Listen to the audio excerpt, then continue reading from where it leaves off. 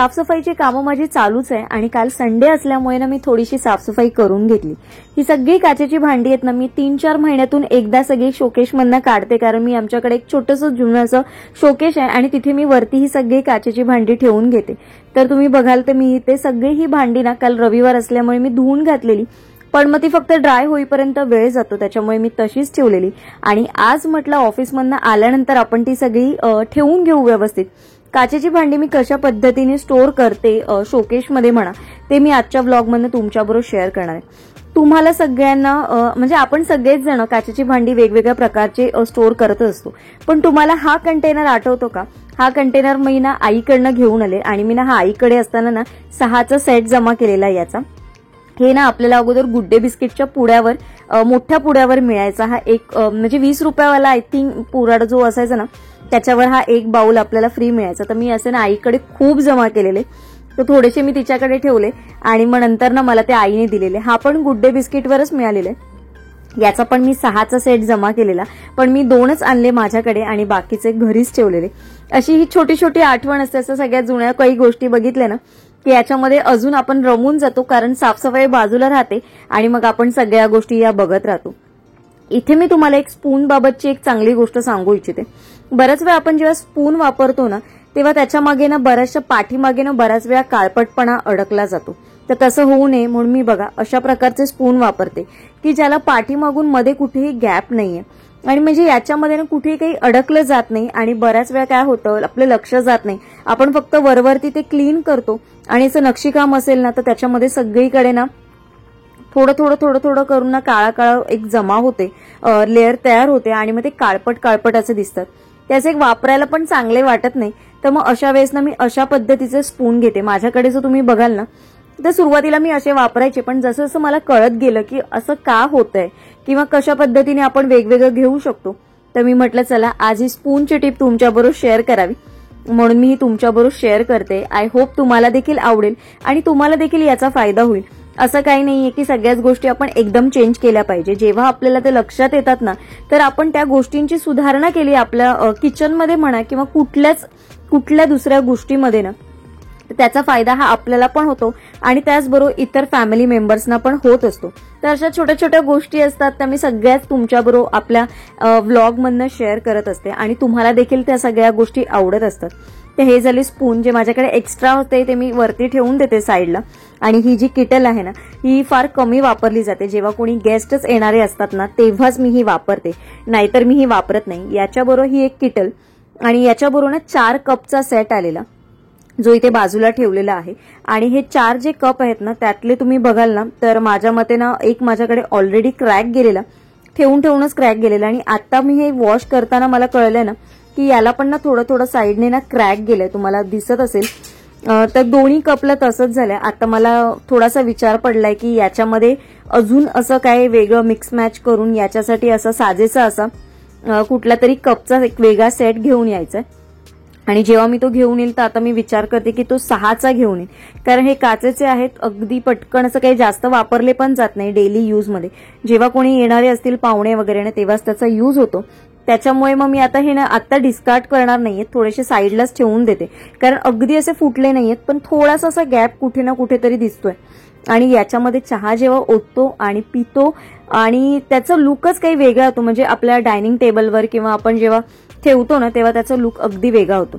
तर हे सगळे कंटेनर आपण कशा पद्धतीने स्टोअर करावे, तर मी काय करते माझ्याकडे हा फॉइल पेपर आहे आणि मी जेव्हा जेव्हा हे वॉश करते आणि जेव्हा जेव्हा मला परत स्टोअर करून ठेवायचे असतात ना तेव्हा मी अशा पद्धतीने क्लीन रॅपमध्ये ते रॅप करते। त्याच्यामुळे काय होतात हे हलत नाहीत, आपण एकावर एक ठेवतो किंवा साईडला ठेवतो ना तेव्हा कधी कधी ना ते घाई गडबडीत आपण म्हणजे खेचतो किंवा मागे पुढे सरकवतो ना तेव्हा ते काचेमुळे ना एकमेकांवर घासले जात नाही आणि छान असे व्यवस्थित राहतात, हलत नाहीत मेन म्हणजे। आणि काच असल्यामुळे ना आपल्याला थोडीशी प्रिकॉशन घेणं गरजेचं असतं, कधी कुठली वस्तू कधी धक्का लागला तर पटकन फुटून जाते। तर अशा पद्धतीने जेव्हा आपण स्टोअर करतो ना तेव्हा ते छान व्यवस्थित राहतात आणि मेन म्हणजे याच्यावरनं खूप जास्त अशी डस्ट पण लागत नाही। हे ज्याच्यावर डस्ट जास्त जमा होत नसल्यामुळे ना मी हे देखील वारंवार म्हणजे असं मंथली किंवा 2 महिन्यातून असं वगैरे क्लीन नाही करत। 3 महिने 4 महिने जसा मला वेळ मिळेल, एखादा आपलं काही फेस्टिवल्स असतील जसं मला जमत असेल ना तशा पद्धतीने मी हे क्लीन करत असते। आणि या फॉईल पेपरचा उपयोग तुम्ही बघा मी इथे देखील केलेला आहे। आपण बऱ्याचशा वेळेस तुम्हाला जे काही तुमचे पदार्थ स्टोअर करण्यासाठी एअरटाईट जिथे तुम्हाला वापर करायचा असतो ना तिथे तुम्ही याचा वापर करू शकता। मी ग्लासेस पण बघा हे पण सेटचेच आहेत सगळे आणि हे फार कमी होतात वापरला। आता दिवाळी जवळ येते, गणपती येत आहेत, नवरात्र येते, तर अशा वेळेस ह्या सगळ्या गोष्टी आपल्याला लागतातच लागतात। तर त्याच्यासाठी म्हणून मी घेतलेले आहेत। हे पण जे 2 बाउल आहेत ना हे पण गुड डे बिस्किटवरच मिळालेले आहेत आणि माझ्याकडे ना अशा गोष्टी बऱ्याचशा अशा जमा केलेल्या आहेत। माझ्याकडे स्पून पण आहेत जे पहिले आईस्क्रीमचे छोटे छोटे मिळायचे ना, तर माझ्याकडे इतके आहेत की तुम्ही विचारू नाही शकत। मी कधीतरी तुम्हाला नक्की त्याचं कलेक्शन दाखवेन। त्याचबरोबर जे आईस्क्रीमचे कप येतात ना छोटे छोटे सुरुवातीला यायचे प्लास्टिकचे, ते पण माझ्याकडे भरपूर जमा केलेले आहेत। मला त्या सगळ्या छोट्या छोट्या गोष्टी जमा करायची बरीचशी अशी आवड आहे। त्याचबरोबर माझ्याकडे ना मला पेपर बॅग जमा करायची देखील खूप आवड आहे। तर पेपर बॅग पण माझ्याकडे खूप जमा केलेले आहेत। कधीतरी नक्की येणाऱ्या व्लॉगमधनं ते शेअर करेन। तर बघा इथे माझं ऑलमोस्ट सगळं पॅकिंग झालेलं आहे आणि फक्त ही किटल उरली, यातला मी फॉईल नाही लावला कारण मी म्हटलं चला अशी आपण एक बॅगच टाकू आणि हे काम झाल्यानंतर आपल्या रोजच्या किचनच्या कामांना सुरुवात करायची। आज ना कोथिंबीर मी घेऊन आली आणि ही जी कोथिंबीर आहे ना मला 50 रुपयाला मिळालेली। म्हणजे आज ना काही बाप रे, म्हणजे कोथिंबीर एवढी महाग झाली आणि ऍक्च्युली थोडासा पाऊस आहे त्याच्यामुळे खूपच महाग आहे।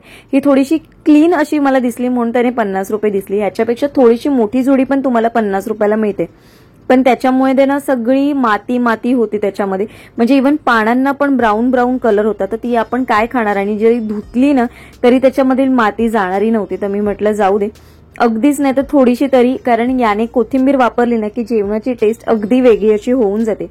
म्हणून मी कोथिंबीर वापरण्याचा प्रयत्न करते माझ्या बऱ्याचशा व्हिडिओमध्ये। तर ती आता स्टोअर करून ठेवते।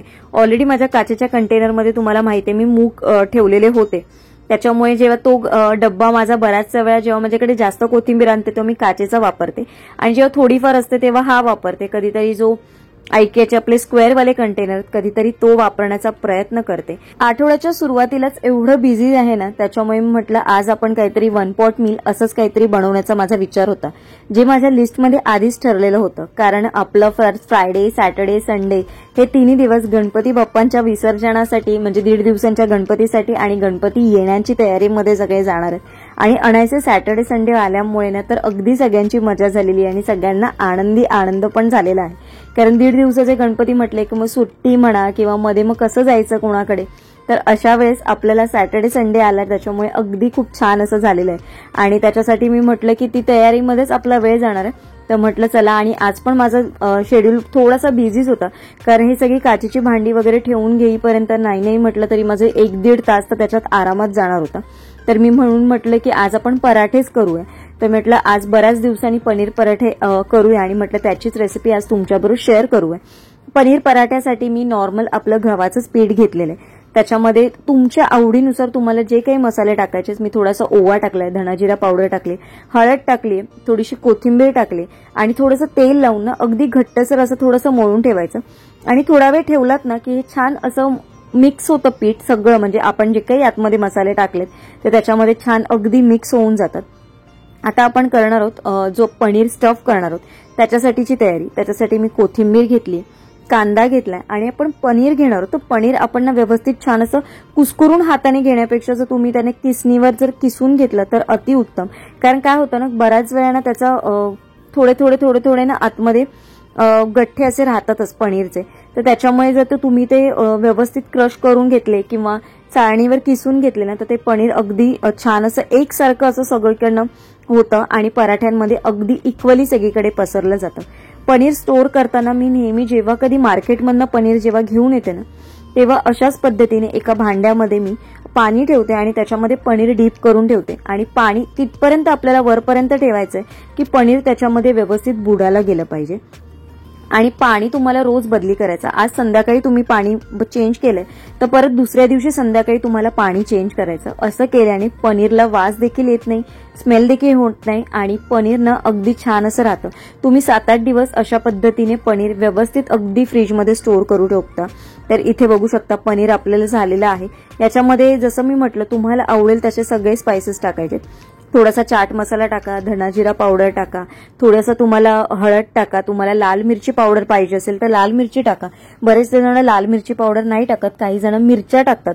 आणि कांदा ऑप्शनल आहे, कांदा तुम्हाला टाकायचा असेल तर टाकू शकता किंवा नाही टाकलात तरी चालेल, कारण बऱ्याच वेळा लाटताना ना तो मध्ये मध्ये येतो आणि जर तुम्ही तो किसून घेतलात ना तर अगदी जे मिश्रण आहे त्याला पाणी सुटलं जातं आणि जेव्हा तुम्ही पराठा लाटाल ना तेव्हा अगदी सगळीकडे मग ते चिकट चिकट होऊन जातं आणि पराठा ना पॅनमध्ये टाकण्याच्या आधीच ना तो पोलपाट आला किंवा आपण जे ज्याच्यावर लाटतो ना त्याला चिकटला जातो. त्याच्यामुळे म्हणून मग कांदा माझ्या मते जर तुम्ही जेवढा बारीक चिरता येईल ना तेवढा बारीक चिरून जर तुम्ही तो स्टफ केलात ना तर पराठे चांगले होतील. आणि अशाच पद्धतीने आपण जे आलूचे पराठे वगैरे करतो ते देखील करू शकतो. त्याच्यानंतर फ्लॉवरचे पराठे करतात ते देखील अशाच पद्धतीने करतात. कोबीचे पराठे देखील अशाच पद्धतीने आपण करायचे आहेत. तर आता आपण लाटायची तयारी करून घेऊ. तर मी एका साईडला पॅन गरम करायला ठेवलेलाच आहे, इथे बघू शकता. आणि आपला जो चपातीचा तवा आहे मी तोच वापरते. फक्त डोशासाठीच्याकडे माझ्याकडे वेगळा असा तवा आहे, बाकी या सगळ्यासाठी एकच तवा वापरते, असा काही वेगळा असा नाहीये. आणि बऱ्याच वेळा मला कमेंट देखील येते की ताई तू कुठला तवा वापरतेस डोशासाठी. जेव्हा जेव्हा मी दाखवते ना तेव्हा मला नेहमी कमेंट येते की तू कुठला तवा वापरते. तर माझ्याकडे जो तवा आहे तो नॉनस्टिकचा तवा आहे आणि तो लोकल म्हणजे नॉर्मल ब्रँडचा आहे, असा काही खूप मोठ्या ब्रँडचा नाहीये. मी तो डीमार्ट मधनं घेतलेला आहे. आता मला त्याचा ब्रँड नेम पण आठवत नाही, पण डीमार्ट मध्ये असे बरेचसे नॉनस्टिकचे तवे ऑप्शन ओपन आहेत, म्हणजे जे तुम्हाला बरीचशी व्हरायटी डीमार्ट देऊन जातं आणि तुमच्या रेंजमध्ये देऊन जातं. जसं एसकेननी मला सांगितलंय की डीमार्टमध्ये बऱ्याचशा ट्रायप्लायला खूप छान असे ऑप्शन आहेत, तर मला लवकरच ते घ्यायचे आहेत. या महिन्यामध्ये ते तुम्हाला नक्की बघायला मिळतील. मी ऑलरेडी विचार करून ठेवलेले आहेत, पण त्या गोष्टी पण ना सगळ्याच डीमार्टमध्ये अवेलेबल नाही आहेत. जसं मी माझ्या ऑफिसच्या इकडच्या डीमार्टमध्ये बघते ना तर तिथे ते अवेलेबल नाही आहेत. आणि या साईडला बघते ना मी, कारण आमच्या घरापासून इथे कुठे तर डीमार्ट जवळ नाहीच आहे, त्याच्यामुळे इथे तर मला ते कुठेच मिळाले नाही. पण अजून एका ठिकाणी मी बघितलंय तिथे ते अवेलेबल आहेत, पण तिथे ना फक्त कढई अवेलेबल आहेत, त्याच्यामधल्या ना छोटे टोप अवेलेबल नाहीये. तर मला असं बघायचं की असा डीमार्ट शोधायचंय की जिथे दोन्ही जवळ आहे, कारण आमच्या इथून बघाल ना तर डीमार्ट असं बऱ्यापैकी लांब आहे.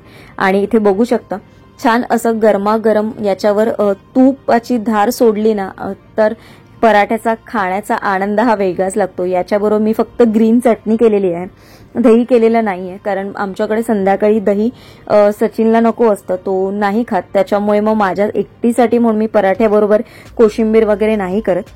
मी म्हटलं चला फक्त आपण दहीच करू आणि ते गरमागरम पराठे आपले तयार झालेले आहेत.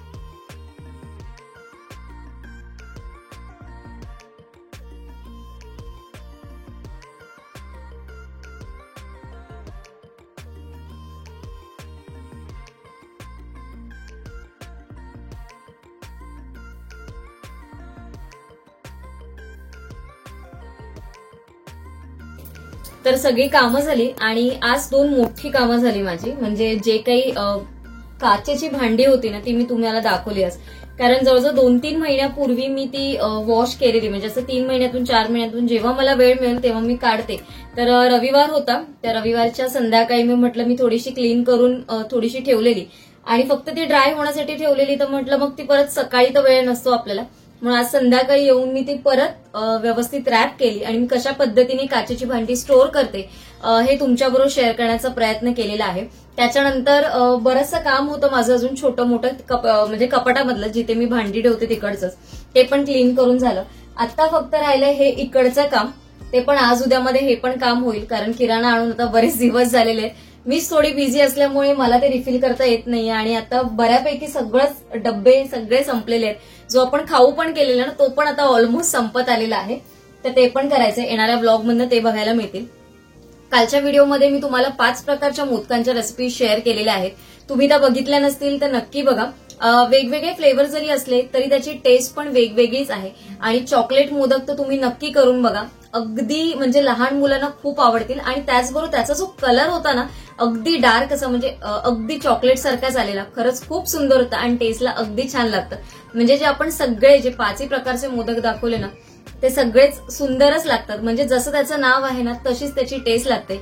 तुम्ही एकदा तरी अशा प्रकारचे मोदक म्हणजे 5 प्रकारचे मोदक एकाच दिवशी असे नाही, पण निदान गणपती येतात तेव्हा आणि गणपती बाप्पा जातात तेव्हा अशा दोन्ही दिवशी पैकी एखाद्या दिवशी जर तुम्ही अशा पद्धतीने मोदक केले ना तर फॅमिली मेंबर्स पण खुश होतील आणि सगळ्यांना आवडतील देखील. अजून काही तुम्हाला रेसिपीज बघायच्या असतील गणपतीसाठी स्पेशल मला नक्की कमेंट करून सांगा. आजचा व्हिडिओ तुम्हाला कसा वाटला ते देखील मला नक्की सांगा. आजचा मील आमच्याकडे 1 पॉट मीलचा प्लॅन होता, कारण हे सगळं काम होतं माझ्याकडे. त्याच्यामुळे मग मी म्हटलं की चला एकच पनीर पराठा आपण करू आणि त्याचबरोबर चटणी. दही आम्ही रात्रीचं खात नाही शक्यतो, त्याच्यामुळे मग मी म्हटलं चटणीच करू आपण. आणि असा आजचा व्लॉग होता. आय होप तुम्हाला आवडला असेल. आजचा व्हिडिओ थोडा जरी आवडला असेल तर लाईक शेअर चॅनलला सबस्क्राईब करायला विसरू नका. व्हिडिओ बघत असाल पण सबस्क्राईब अजून केलं नसेल तर प्लीज सबस्क्राईब करा आणि बाजूला असलेल्या बेल आयकॉनला क्लिक करा, म्हणजे माझ्या अशाच नवनवीन ब्लॉगचं नोटिफिकेशन तुमच्या मोबाईलवर येत राहतील. चला तर मग आजचा ब्लॉग इथेच एंड करते. उद्या एका छानशा ब्लॉगमध्ये भेटेन. तोपर्यंत सगळ्यांना Shri Swami Samarth. Bye bye and take care.